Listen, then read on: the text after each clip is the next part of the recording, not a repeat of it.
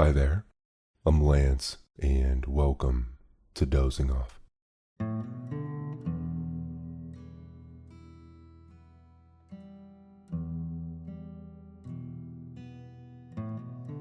Dozing Off is a podcast where I'm gonna read you to sleep. I'll narrate short stories and classic literature in this deep and relaxing tone to allow you to put your overactive mind at ease and doze off.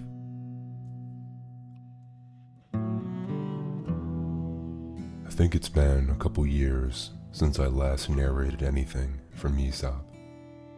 And the short stories by Aesop are always so comforting. They're so fitting how timeless stories, timeless classic literature can pertain to things that are so modern.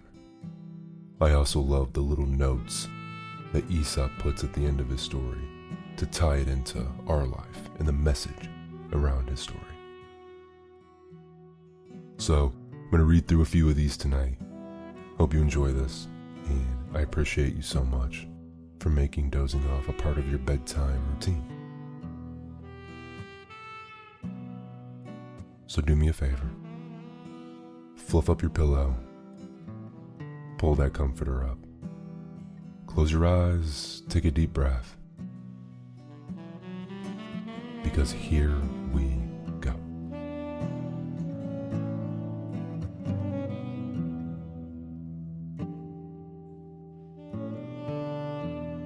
Hercules and the Wagoner. A farmer was driving his wagon along a muddy country road after a heavy rain. The horses could hardly drag the load through the deep mud, and at last they came to a standstill when one of the wheels sank up in the hub in a rut. The farmer climbed down from his seat and stood beside the wagon looking at it, but without making the least effort to get it out of the rut. All he did was curse his bad luck and called loudly on Hercules to come to his aid. Then, it is said, Hercules really did appear, saying, "Put your shoulder to the wheel, man, and urge your horses." Do you think you can move the wagon by simply looking at it and complaining? Hercules will not help you unless you make some effort to help yourself. And when the farmer put his shoulder to the wheel and urged on the horses, the wagon moved very readily, and soon the farmer was riding along in great contentment, with a good lesson learned. Self-help is the best help. Heaven helps those who help themselves.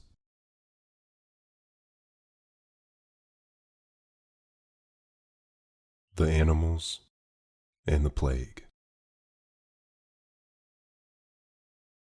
Once upon a time, a terrible plague swept through the animal kingdom.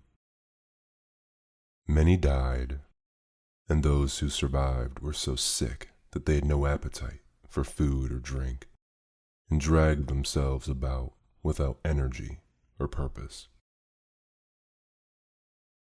No longer could a plump young hen tempt Master Fox to dinner, nor a tender lamb stir greedy Sir Wolf's hunger. At last, the lion decided to call a council. When all the animals had gathered together, he rose and said, "Dear friends, I believe the gods have sent this plague upon us as a punishment for our sins. Therefore, the guiltiest among us must be offered as a sacrifice. Perhaps we may earn them forgiveness and find cure for all." I will confess all my sins first. I admit that I've been very greedy and have devoured many sheep. they had done me no harm. I've eaten goats and bulls and stags. To tell the truth, I even ate a shepherd now and then. Now, if I am the guiltiest, I am ready to be sacrificed. But I think it best that each of us confess his sins as I have done. Then we can decide fairly who is most to blame. Your Majesty, said the fox, you're too good.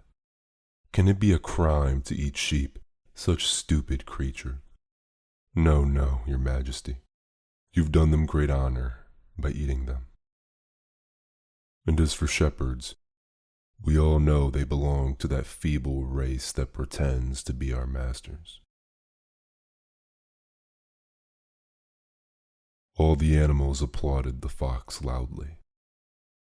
Then, though the tiger, the bear, the wolf, and all the savage beasts confessed the most terrible deeds, all were excused and made to appear perfectly innocent. It was now the ass's turn to confess.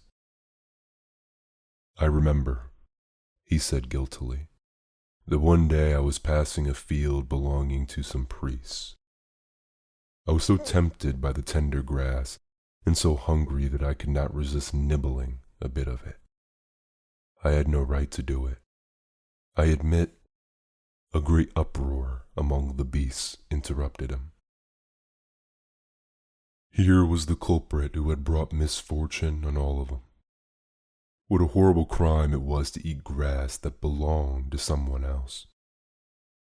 It was enough to hang anyone for, much less an ass. Immediately they fell upon him, the wolf in the lead, and soon had made an end of him, sacrificing him to the gods then and there, without even the formality of an altar. The weak are made to suffer for the misdeeds of the powerful.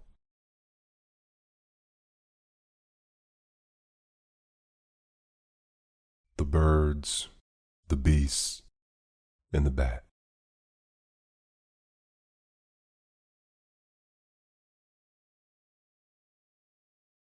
The birds and the beasts declared war against each other. No compromise was possible, and so they went at it with everything they had. The quarrel reportedly began because the fox family had been terrorizing the geese. But the beasts had their own reasons to fight. The eagle was constantly swooping down on the hare, and the owl was dining on mice every day. It was a terrible battle. Many a hare and many a mouse fell. Chickens and geese died at the score, and the winner always stopped to feast on the fallen. Now, the bat family had not openly joined either side. They were a very calculated bunch. When they saw the birds getting the upper hand, they declared themselves birds through and through. But the moment the tide of battle turned, they immediately switched to the side of the beasts. When the fighting finally ended, the bat's behavior was brought up at the peace conference. Such dishonesty was unforgivable. Birds and beasts agreed on one thing: the bats had to go. And so, it's been ever since. The bat family hide in dark towers and abandoned ruins, venturing out only at night. The deceitful have no friends.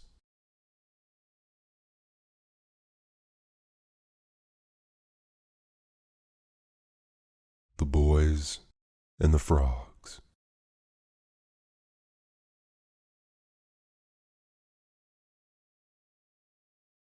Some boys were playing one day at the edge of a pond in which lived a family of frogs.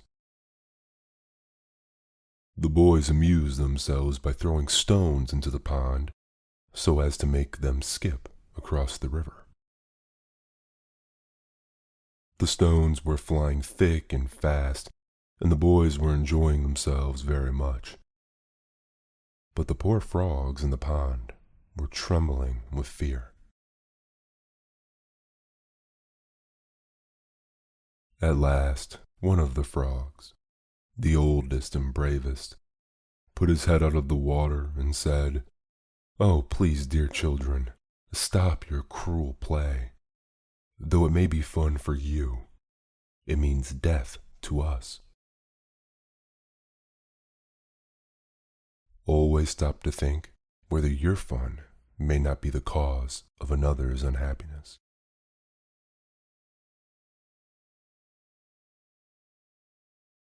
The Cat and the Old Rat.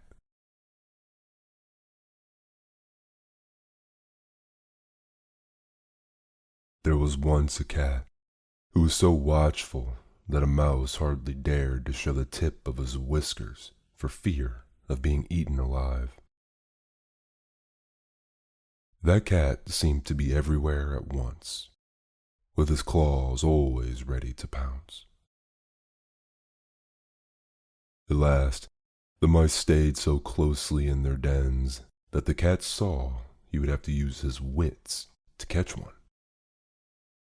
So one day, he climbed up on a shelf and hung from it, head downward, as if he were dead, holding himself up by clinging to some ropes with one paw. When the mice peeped out and saw him hanging there, they thought he might be strung up as punishment for some misdeed. Very timidly at first, they stuck out their heads and sniffed about carefully. But as nothing stirred, they all trooped out joyfully to celebrate the death of the cat. Just then, the cat let go of his hold. Before the mice recovered by their surprise, he had made an end of 3 or 4.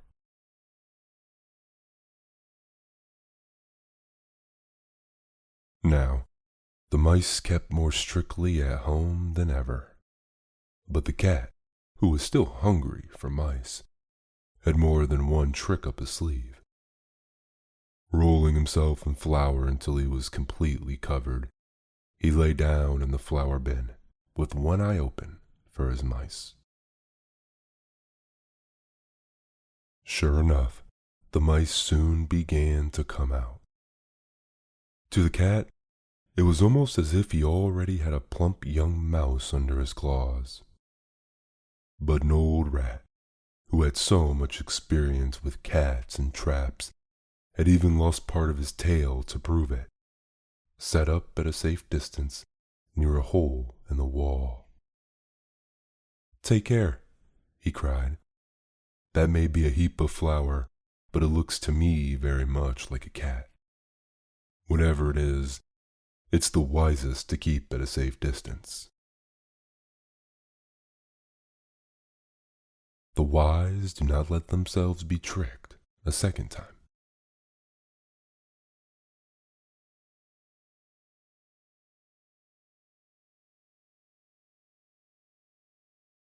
The Eagle and the Arrow.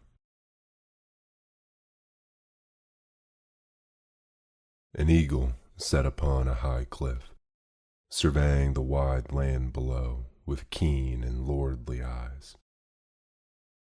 He feared nothing, for he was the king of the sky, and no creature could reach him in his lofty perch. Suddenly, an arrow came whistling through the air and struck him in the breast. The eagle felt the sharp sting and knew at once that the wound was mortal. As he sank down, he turned his dying gaze upon the arrow that had pierced him. There, fitted to the shaft, he saw feathers, and with a pang sharper than the wound itself, he recognized them as his own.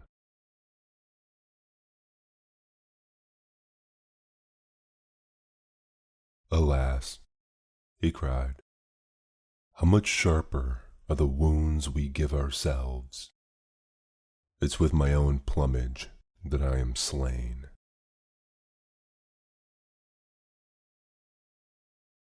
We often give our enemies the means of our own destruction.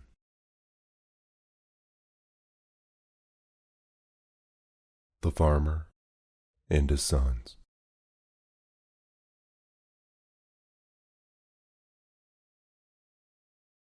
A rich old farmer, who felt that he did not have any more days to live, called his sons to his bedside.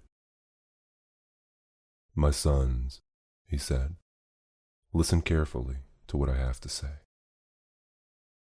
Do not, under any circumstances, part with the estate that has belonged to our family for so many generations. Somewhere on it is hidden a rich treasure. I don't know the exact spot, but it's there. You'll surely find it. Spare no effort and leave no spot unturned in your search.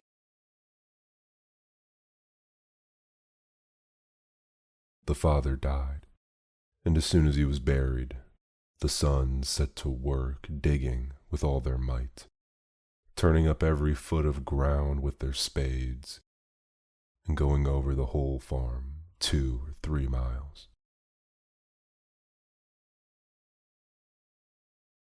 No hidden gold did they find, but at harvest time, when they had settled their accounts and pocketed a rich profit far greater than any of their neighbors, they understood at last that the treasure their father had told them about was the wealth of bountiful crop, and that in their hard work they had found the real treasure.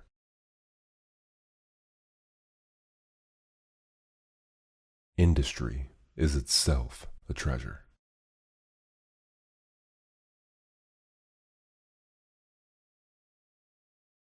The Fighting Bulls and the Frog.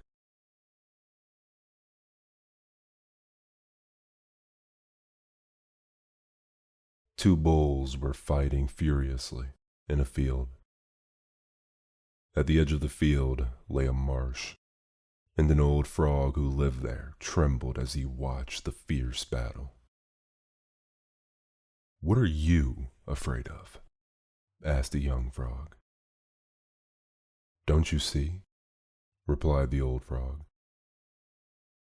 "The bull who loses will be driven away from the good grazing land up there and forced into the reeds of this marsh. Then we all will be trampled into the mud."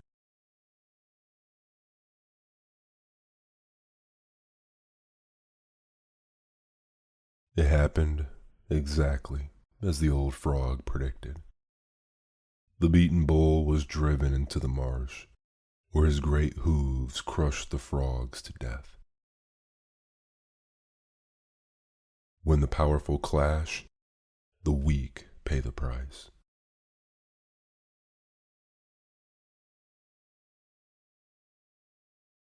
The flies and the honey.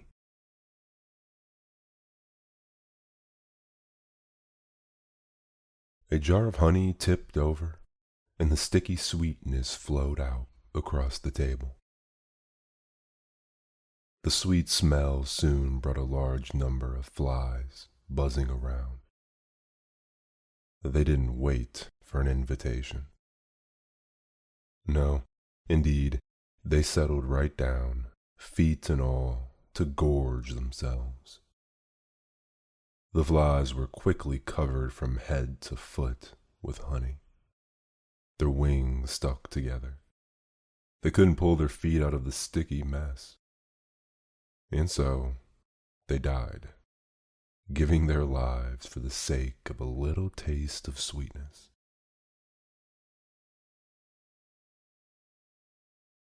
Be not greedy, for a little passing pleasure. It may destroy you. You can catch more flies with honey than with vinegar.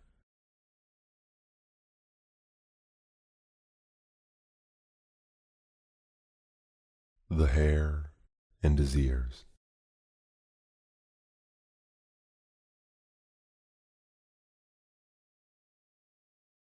The lion had been badly scratched by the horns of a goat he was eating. Furious that any animal he chose for a meal would dare to wear such dangerous weapons, he ordered that every horned animal must leave his kingdom within 24 hours. This command sent panic through the land. All the animals unlucky enough to have horns began packing up and moving out. Even the hare, who had no horns at all and nothing to fear, spent a miserable night full of terrible dreams about the lion.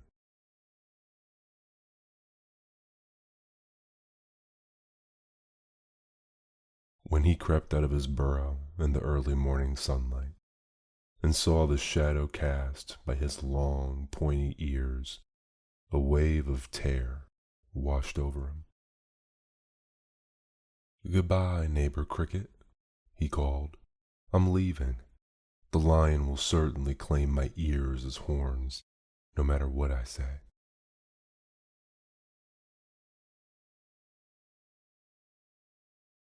Don't give your enemies the slightest reason to attack your reputation.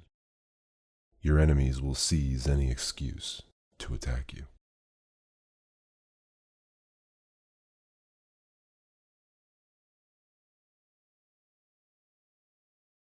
The miser. A miser had buried his gold in a secret place in his garden. Every day he went to the spot, dug up the treasure, and counted it piece by piece to make sure it was all there. He'd made so many trips that a thief who had been watching him guessed what the miser had hidden, and one night quietly dug up the treasure and made off with it.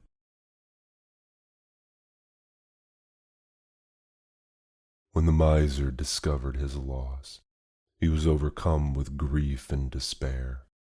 He groaned and cried and tore his hair. A passer-by heard his cries and asked what had happened. "My gold! Oh, my gold!" cried the miser wildly. "Someone has robbed me." "Your gold? There, in that hole? Why'd you put it there? Why didn't you keep it in the house where you could easily get it when you needed to buy things?" "Buy!" screamed the miser angrily. "Why, I never touched the gold. I couldn't think of spending any of it." The stranger picked up a large stone and threw it into the hole. "If that's the case," he said, "cover up that stone. It's worth just as much to you as the treasure was."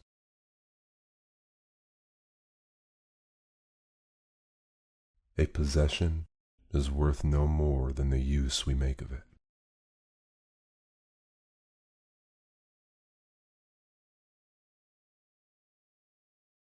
The rat and the elephant. A rat was traveling along the king's highway. He was a very proud cat, considering his small size and the bad reputation all rats have. As Mr. Rat walked along, he kept mostly to the ditch. He noticed a great commotion up the road, and soon a grand procession came in view. It was the king and his retinue.